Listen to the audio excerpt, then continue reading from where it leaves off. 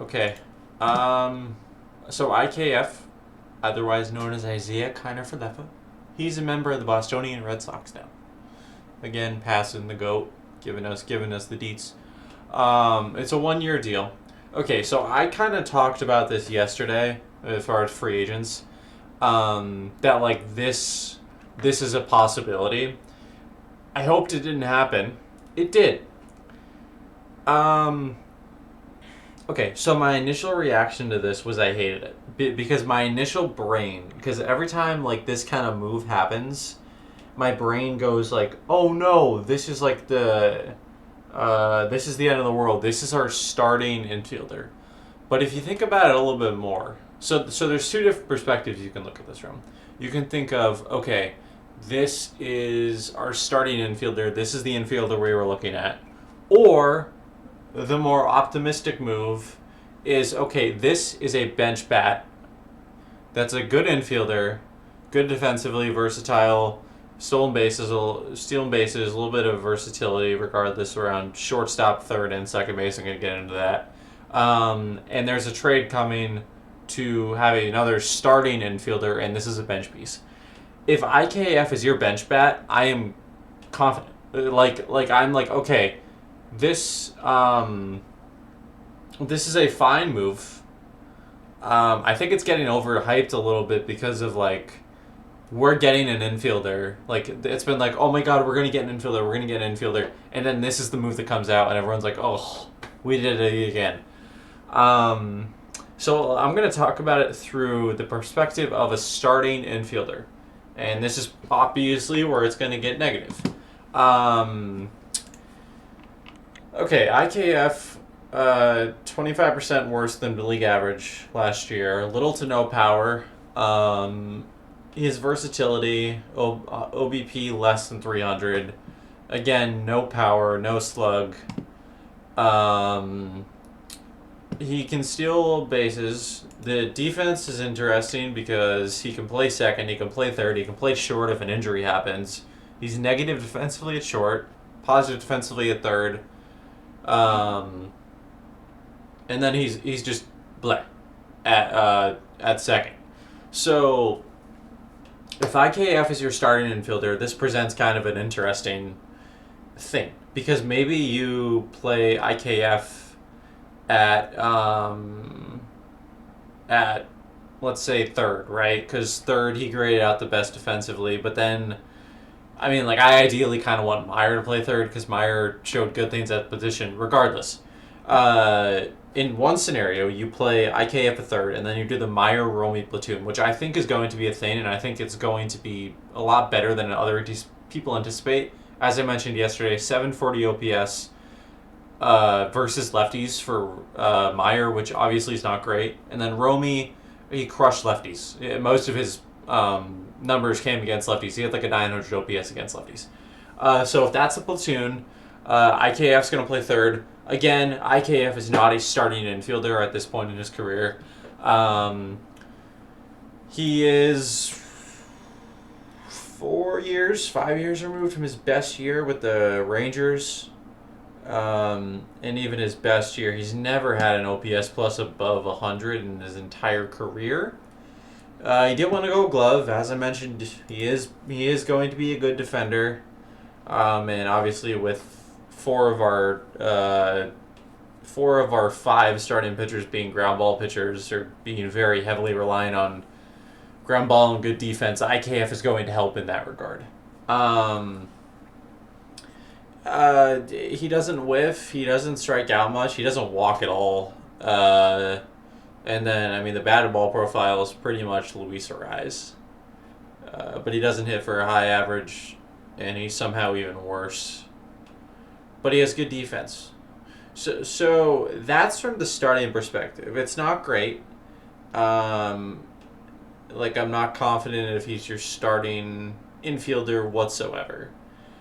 Um, I do want to kind of put a point here. I saw some people talking about it on Twitter, like directly after the trade. Uh, what does IKF do better than Sogard? Um, and I don't think there's an answer to that. I think Sogard is pretty much IKF. I mean, age-wise, IKF's 30, Sogard's 28. So Sogard is a bench bat. Um, so Sogard's kind of that bench bat, so I feel like IKF... oh my god. His exit velocity, okay. I was just looking at his exit velocity. Oh, that's a few years ago. 106.3, okay, whatever. So, like, that's a good point. Like, what does Kiner Falefa do better than Sogard? And there's not an answer to that question. I was curious, and I overlaid his last year at Fenway. There's really nothing to really show here. I figured I'd just show it if people were curious.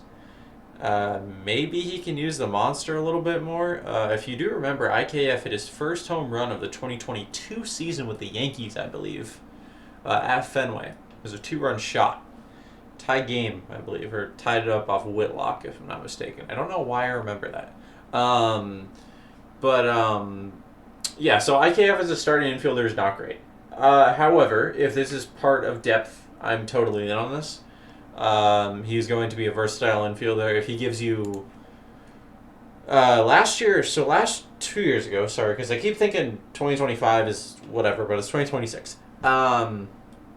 He showed some really good things for the Blue Jays in his first stint last year. 2 years ago, Jesus.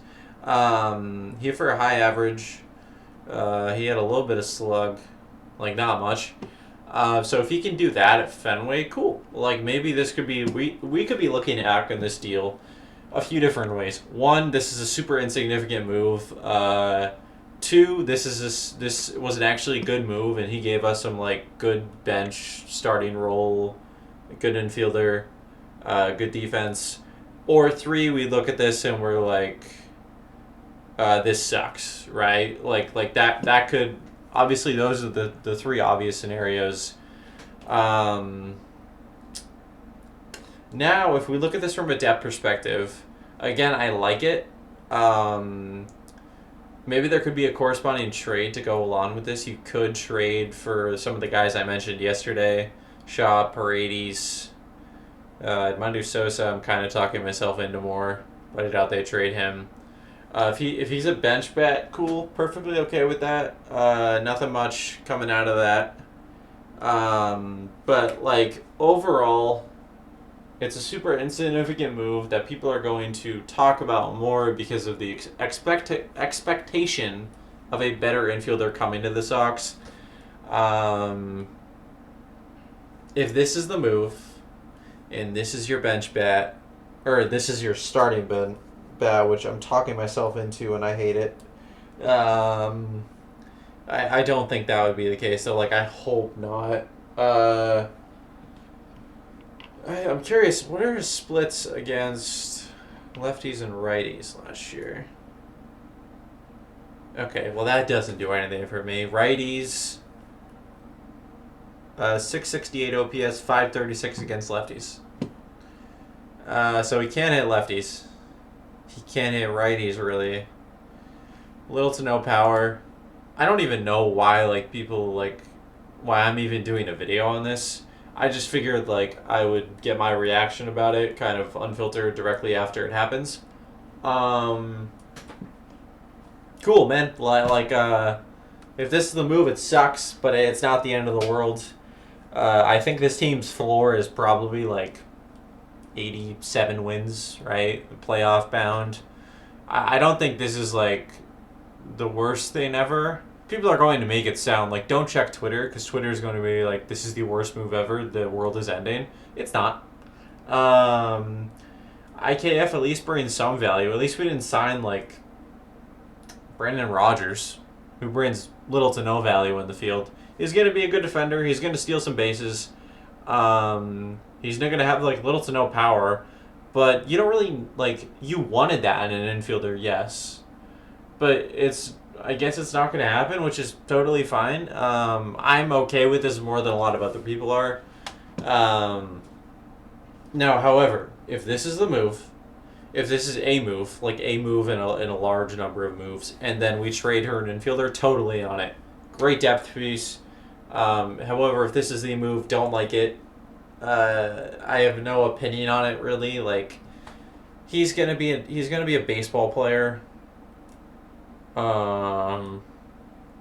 Yeah, I just figured I'd get a little brain dump out there about IKF. Hopefully there's another move. Crossing my fingers. Crossing my fingers there's another move. Probably not going to be. Which sucks. Maybe there is. I don't know. I don't know.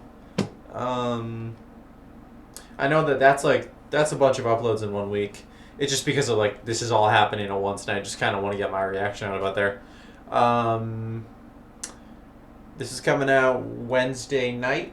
Friday, Leatherfall will be out. It's actually a cool game. It's a horror indie game if anyone's kind of curious about that. IKF is a Bostonian Red Sox. We'll see how it turns out.